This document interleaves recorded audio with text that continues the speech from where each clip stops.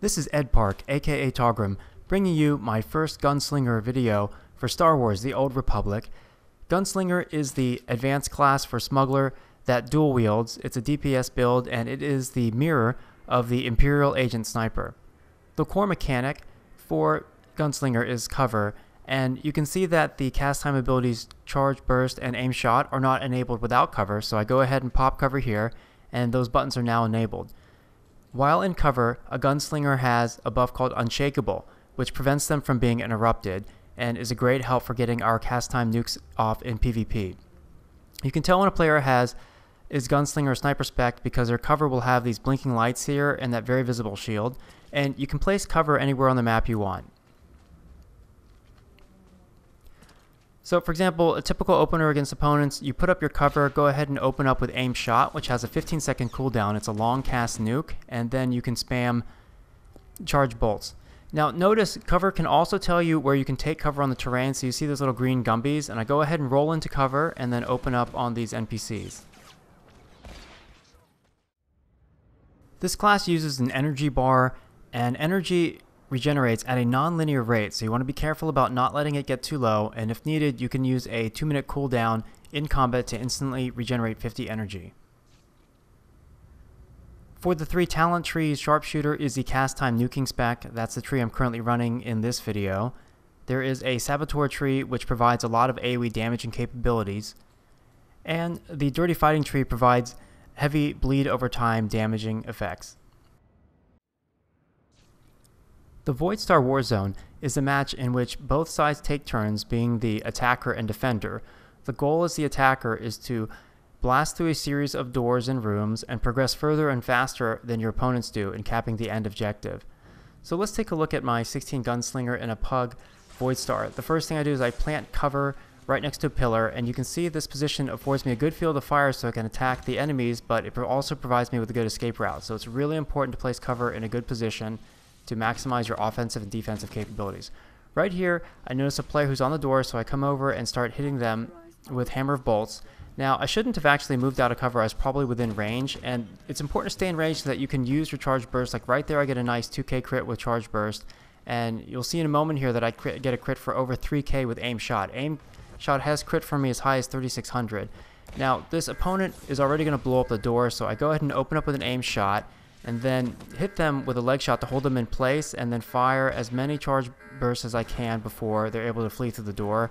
And the goal here is to bury this opponent in a heal deficit, so it makes it easy to finish them off, and that opponent either heals or takes a healing consumable.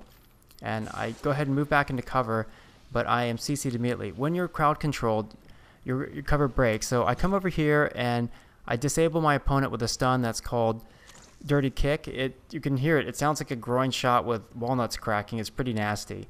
And in this second room here, what you need to do is prevent the enemies from extending a bridge. And right here you can see Gumby's telling me to roll forward. Don't let Gumby dictate where you take cover. I take cover here because I don't want to get too close to them since I'm a range class, and if I'm standing right next to them, I'm going to make their job easier. So I burn down that player, and I'm taking some heavy focus fire, so I go ahead and as I'm strafing, use Hammer of Bolts to continue DPS on my opponents while looking for some help, but unfortunately I don't find any. I get stunned here and then run over by multiple Imperial players. Now they blast through the second set of doors pretty quickly, and we make our way to defend the third room. This room is really a place where a Gunslinger can shine, so I drop cover here, open up with Aim Shot, pop the buff Smuggler's Luck, which provides a guaranteed crit on the next charge burst, and you can see that I'm panning the camera while nuking to see what's going on around me. And I can do this as long as I have a target, have someone targeted. I can cast these abilities. I don't even have to look at them. I can just look at their health bar to see where they are in terms of being ready to drop. And then I notice an enemy player trying to ninja the door over on this side, so I go ahead and drop into cover and start nuking on him. So one thing to make sure of is you got to manage your energy pretty carefully, because if you just sit here and you spam Aim Shot and Charge Burst, you can see that my energy is starting to drop. So I go ahead and kite over a little bit, check the other door, make sure it looks okay, and then drop into cover here. And it's really important when defending these last doors to drop cover in a spot where you have a clear view of both doors, especially if you're in a pug like this and people really aren't paying attention. You'll see a few times that Imperial players get on the door and start planting the bomb, and they're nearby Republic players and they don't even notice. So I'm staying here between these two doors and trying to keep them off the doors as much as possible. So as I'm kiting, I'm just using Hammer of Bolts there. It's a mana free or energy free ability, and I get CC'd, so I go ahead, drop into cover here, and I try using the AoE knockback. It doesn't work, so I go ahead and I help burn down that player, and then I switch over to the other side. So you can see this SPEC is really, especially as a sharpshooter, it's a lot about cover management. You want to stay in cover as much as possible to be able to use your big cast time nukes, but you also need to move around enough to keep a good field of fire and make sure that you know what's going on in terms of the action. Now, we do have a number of really good crowd control abilities that we can use even if we're in cover, including the Dirty Kick ability, which, like I said, it sounds like the Nutcracker. It's a groin shot. And we also have a point-blank AoE, as well as a Flash Grenade, which is a AoE disable that's on a 90-second cooldown.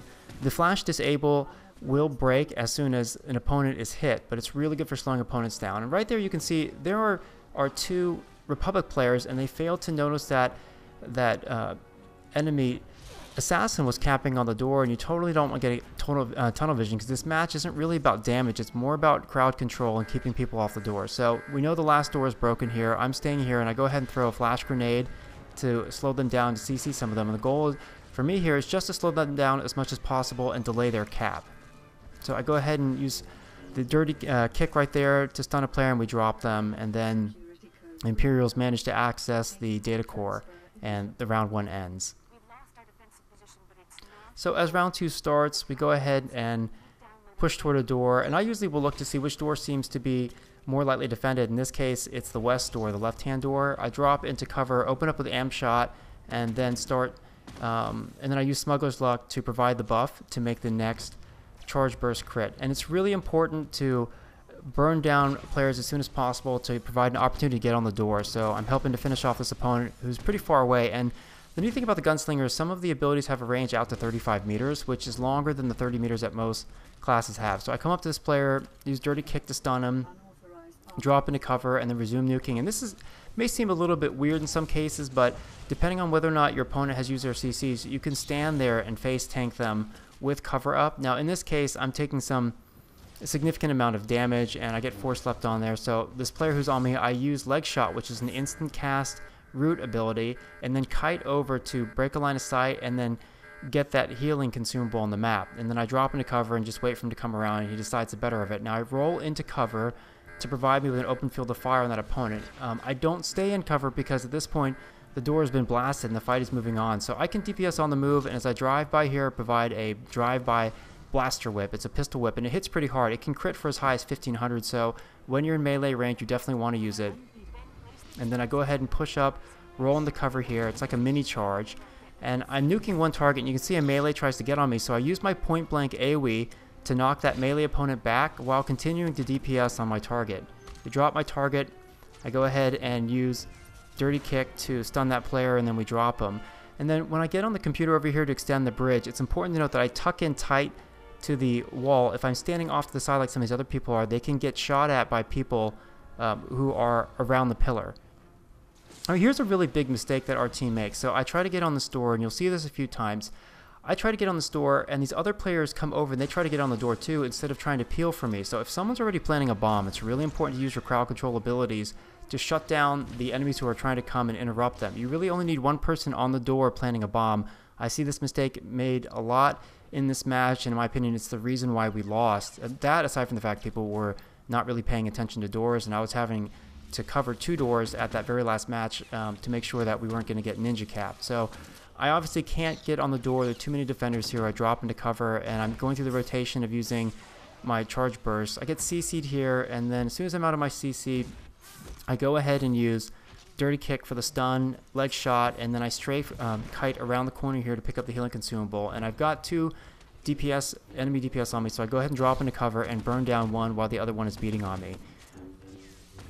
Now keep in mind, in this particular case, I've already blown my AoE knockback. I also had my Flash Grenade on cooldown. And right there I used cover to close the distance and pick a good spot to turret from. Right here is perfect. I'm off to the side, and I can see the healing map consumable just off to my right. So if I'm in trouble, I can head over there, and I'm just looking at targets that are at low health and helping to finish them off. Now, when this player comes over to me, I go ahead and use that dirty kick, like a crotch shot, to go ahead and stun them in the nuts. It's a great way to defend yourself when an opponent closes the gap, and then you have the option of either continuing to DPS or CC them. So you can see we have people on the door, so I come over next to the enemy res point. I use flash grenade to disable 2 players, and it's all about just buying time for opponents, for our friendlies to plant the bomb. There are already enough people on the door trying to plant a bomb. I don't need to go do that, but I can delay the people who are dropping down, especially because when players first come out of the graveyard, they're not in combat yet, so they have their out of combat sprint run speed buff. So you can see the match there ends. We end up losing. I finish tops overall with damage at 190,000, 44 kills and 14 killing blows. Keep in mind, for most of this match I received little or no healing. I found that Gunslinger has great damage and crit mechanics. I was putting up over 200k damage by level 11 and 12, and the cover mechanic is very powerful in PvP when it's used properly along with our crowd control abilities. If you're looking for more information about SWTOR PvP, check out my class guides, and I'm also streaming live on twitch.tv/Taugrim, live PvP footage with commentary, and I also interact with the chat room, so check me out there and let me know what you think of this video. Take care. Game Breaker TV.